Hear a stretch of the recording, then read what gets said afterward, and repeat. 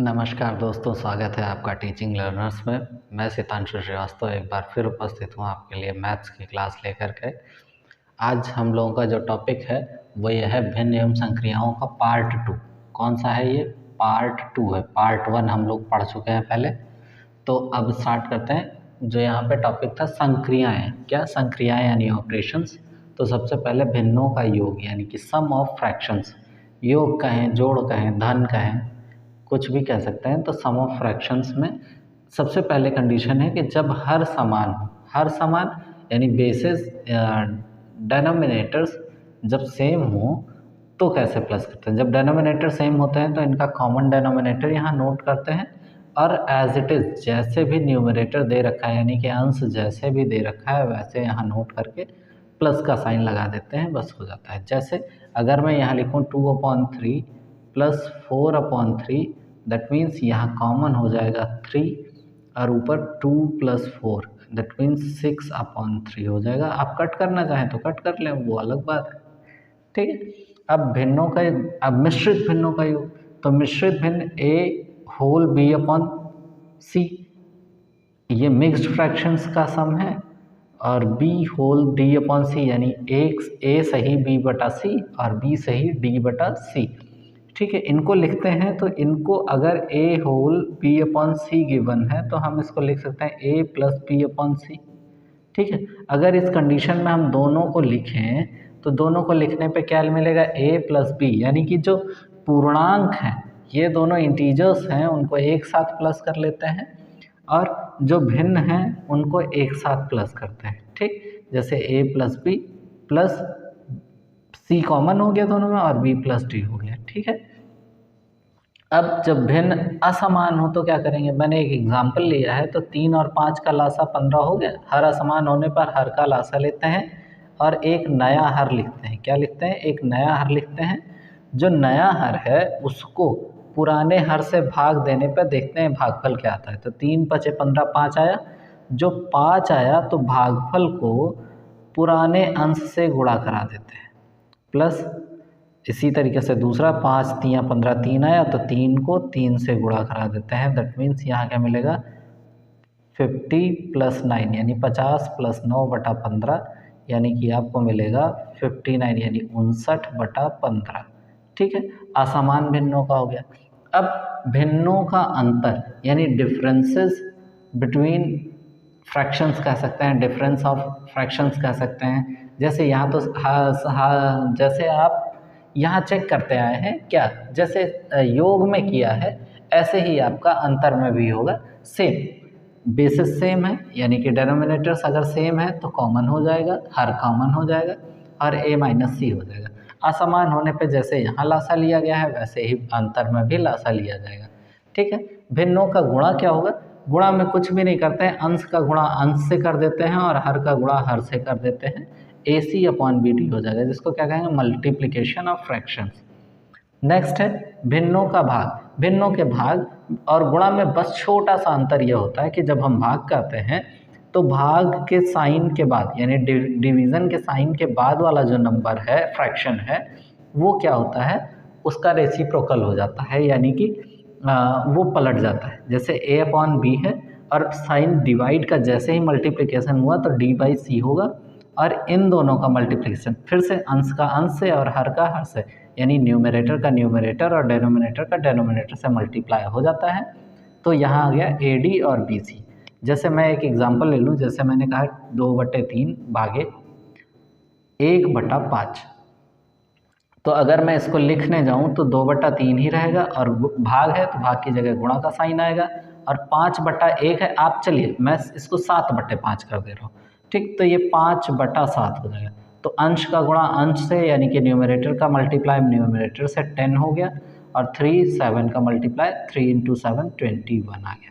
ठीक है, इस तरीके से हम इसको आसानी से सॉल्व कर लेंगे।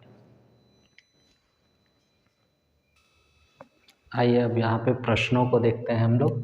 तो यहाँ जैसे एक फ्रैक्शन दे रखा है 2/10, 2/1000 और 2/100। तो क्या है? भिन्न में हर जो है यानी डेनोमिनेटर जो है असमान है। तो सबसे पहले क्या करते हैं हम कि 10, 1000 और 100 का क्या ले लें, लासा ले लें। क्या ले लें, लासा ले लें।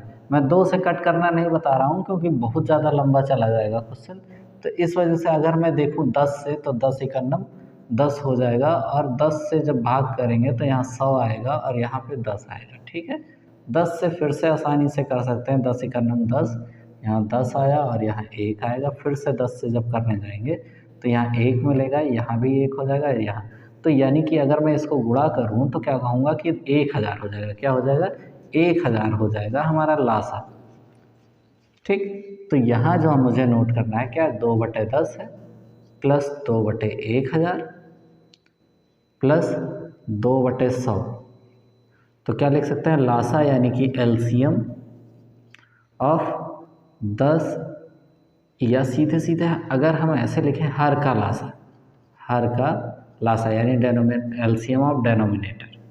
ठीक, तो कितना आया, 1000 आया, यानी कि वो कॉमन डेनोमिनेटर हो जाएगा, कॉमन हर हो जाएगा।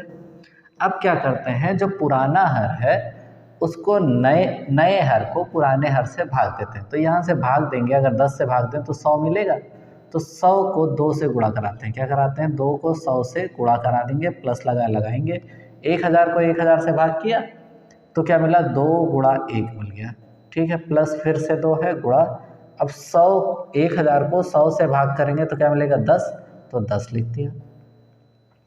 यहाँ क्या मिला, 200 प्लस 2 प्लस 20 बटा 1000, क्या बटा 1000, तो 220 222 हो गया। कितना हो गया, 222 बटा 1000। अगर आप कट करना चाहें तो देखें 2 1 1 1 मिल जाएगा और यहाँ 500 मिल जाएगा। क्या मिल जाएगा, यानी 111 बटा 500 हम लिख सकते हैं क्या इसके आंसर में। ठीक है, इसको हम दूसरी तरीके से भी सॉल्व कर सकते थे इजीली।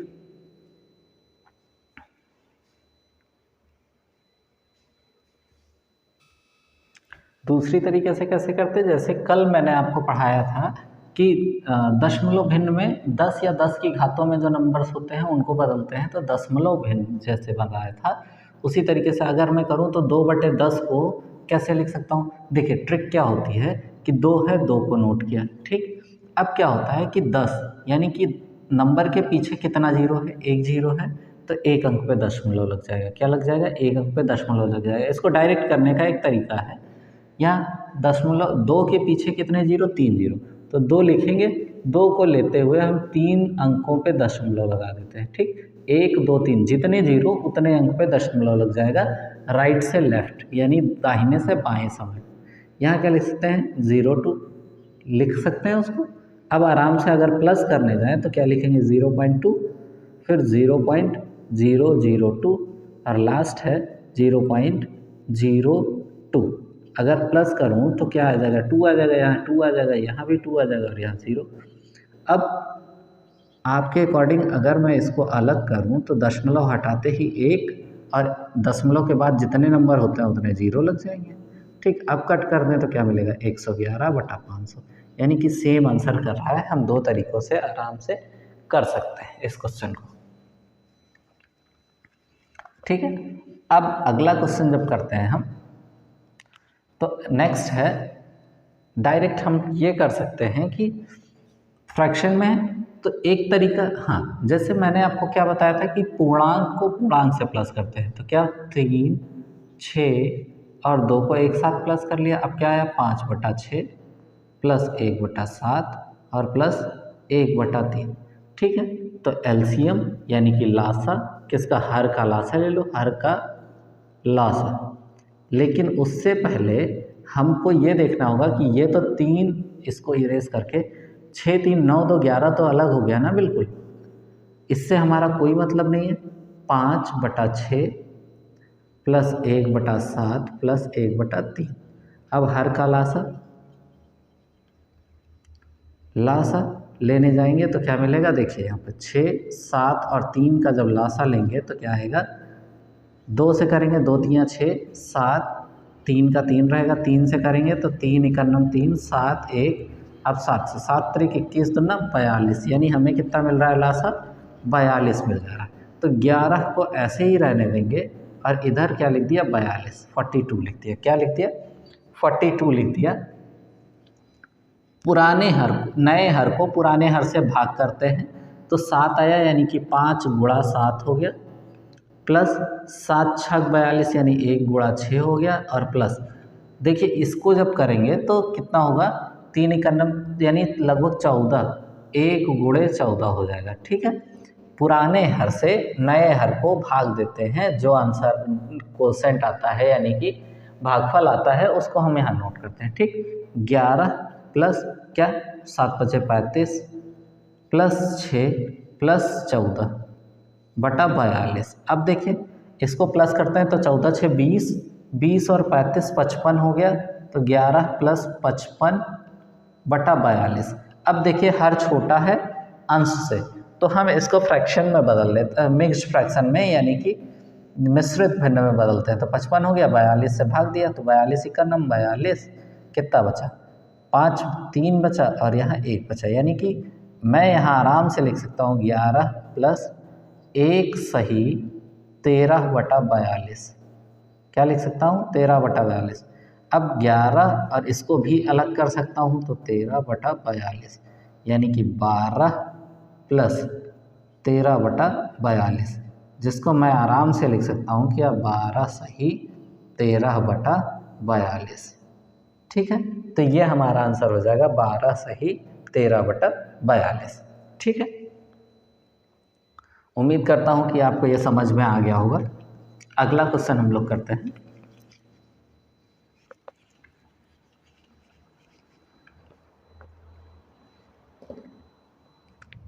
देखिए फर्स्ट हो गया, सेकंड हो गया, थर्ड करने जा रहे हैं। क्या है 4 - 1/7। तो अगर ऐसा केस है तो हम लगा देते हैं 1। तो अब देखिए हर का लासा 7 हो जाएगा, क्योंकि 1 और 7 का लासा हमेशा 7 होगा।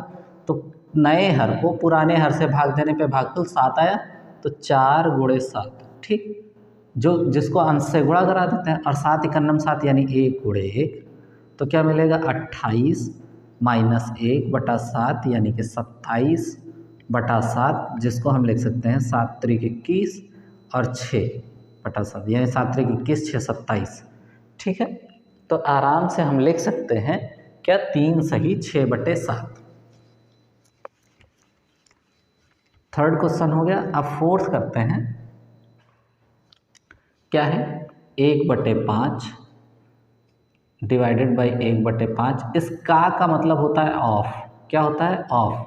जब हम लोग बॉडमास रूल पढ़ते हैं, बॉडमास रूल कहें या का भागु जोग बोलते हैं हिंदी में, और बॉडमास बोलते हैं इंग्लिश में। तो अगर मैं इनको सॉल्व करने जाऊं तो सबसे पहले तो इनका रियल फॉर्म लिख लेते हैं। ठीक, डिवाइड है तो डिवाइड की जगह मल्टीप्लाई आ जाएगा, या एक काम करते हैं ताकि आप लोगों को इजी रहे। अभी 1/5 का मतलब हो गया मल्टीप्लाई, 1/5 बटा 1/5 गुणा 1/5 भागे 5। ठीक है, तो सबसे पहले क्या आता है बॉडमास में ऑफ आता है, BOD। ठीक है, तो इन सब में सबसे पहले O यानी ऑफ यानी कि का आता है, तो पहले हम ये करेंगे। ठीक है, तो ये वाला पोर्शन जब सॉल्व करेंगे ये वाले, तो क्या होगा 1/5 को 1/5 रहने देंगे, भाग का निशान है भाग का रहने देंगे, और अंश का गुणा अंश से हो गया 1 आया, और 5 हम 25 यानी 1/25। अब यहाँ भी 1/25 हो जाएगा, अंश का गुणा अंश से और हर का गुणा हर से, और भाग कर दिया 5 से। अब जब भाग का चेंज होता है वो क्या होगा 1/5 अपनी जगह रहेगा, लेकिन जैसे ही ये मल्टीप्लाई होगा ये तुरंत इसका रेसिप्रोकल हो जाएगा नेक्स्ट फ्रैक्शन का। यहाँ भी 1/25 है, और इसका फ्रैक्शन होते ही ये 1/5 हो गया। इनका देखिए आप चाहें तो कट कर लें यहीं पे, या ऐसे ही लिखें, अंश का गुणा अंश से 25 बटा 5 एकम 5 5 हो गया, 1 एकन्नम 1 हो गया, और 25 पंचे 125 हो गया। इसमें क्या होता है जब इस तरीके का फॉर्म होता है तो जो सबसे लास्ट वाला फ्रैक्शन होता है वो सबसे ऊपर चला जाता है, यानी कि मैं लिख सकता हूँ 25 गुणे 125 बटा 5 गुणे 1, तो 5 एकन्नम 5 और 25 पंचे 125, यानी 25 का 25 से जो गुणा कराते हैं तो 625 आता है। क्या आता है 625 आता है। तो इसका आंसर हो गया 625, यानी कि आपका फोर्थ भी सॉल्व हो गया। ठीक है, अब हम लोग आगे करते हैं क्वेश्चन। नेक्स्ट है फिफ्थ क्वेश्चन, इजी है, बस उसको क्या करना होगा, मिक्स्ड फ्रैक्शन है यानी कि मिश्रित भिन्न है, तो उसको हम क्या करेंगे, सबसे पहले चेंज कर लेंगे किसमें, क्या, या आप ऐसे भी कर सकते हैं कि 2 है तो 2 + 1/4 कर लीजिए और प्लस 3/4। अब देखिए 2 तो अलग ही रहेगा, तो 4 हर बराबर हो गए, हर बराबर होते ही कॉमन हो जाता है, और 1 + 3 क्या हो गया 4, यानी 2 + 4/4, तो ये कैंसिल होके 1 आ गया, यानी 2 + 1 का मीनिंग हो गया 3, जो कि आंसर कर गया। ठीक,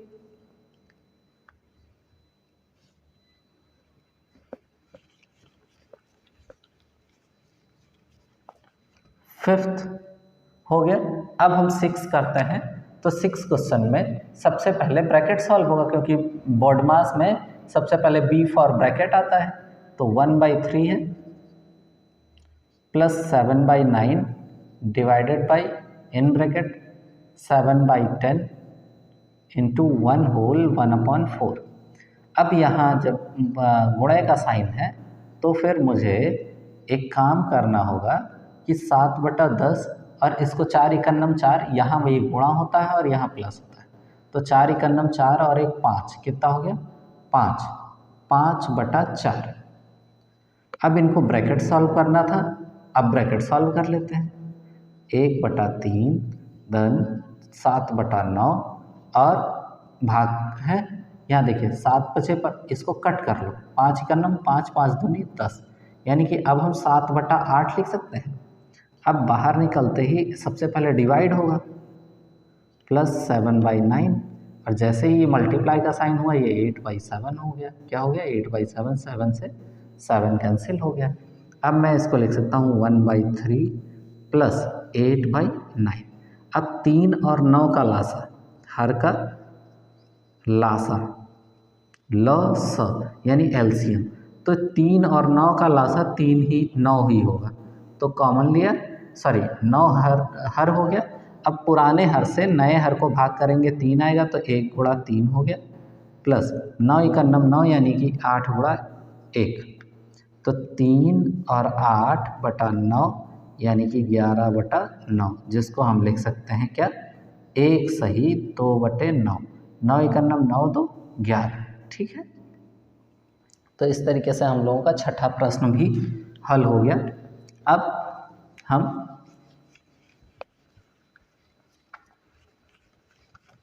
सातवें प्रश्न की ओर बढ़ते हैं। तो सातवां प्रश्न ध्यान से देखना है, यदि 5 के 5/4 का आधा, क्या 5 के 5/4 का आधा, तो मान लेते हैं कि 5 के 5/4 का आधा, तो हम मान लिए कि 5 है, और इसको 5 ना मान करके 5x मानिए कि कोई चीज़ 5 है, तो मान लेते हैं 5x हो गया कि 5/4 यानी 5 का चौथाई का आधा कितना है 200 है, कितना है 200 है। ठीक है, तो अब अगर मैं इसको लिखता हूँ तो क्या लिखूँगा, 25x/8 हो गया बराबर 200 हो गया। अब x बराबर अगर लिखूँ तो 200, और इधर आपको पता है जब हम इधर ट्रांसफ़र करते हैं, पक्षांतर करते हैं, तो जो भाग में होता है वो गुणे में पहुंच जाता है, और जो गुणे में होता है वो भाग में पहुंच जाता है। 25 एकन्नम 25, 25 अट्ठे 200, x की वैल्यू कितनी आ गई 64 आ गई। ठीक, अब x की वैल्यू क्या आ गई 64 आ गई। अब लिखा है 5 के 20 गुने का मान कितना होगा, तो 5 और साथ में x भी था, तो 64 का 20 गुना, तो हम इसको ऐसे करते हैं 20 पंचे 100 हो गया, तो 100 × 64 कितना हो गया 6400 हो गया, कितना हो गया 6400, यानी 6400 हमारा आंसर हो जाएगा। ठीक,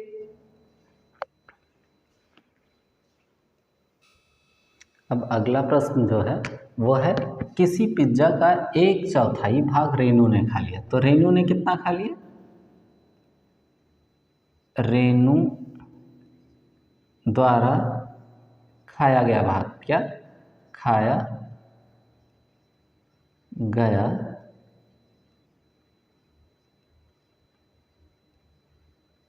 भाग कितना 1/4। तो शेष भाग कितना बचा?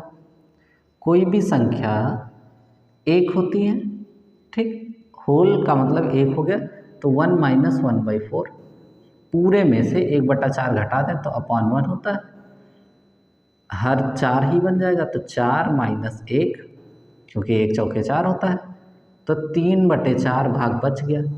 अब बच्चों की संख्या कितनी है ये भी देख लेते हैं। बच्चों की संख्या बराबर 12, तो प्रत्येक बच्चे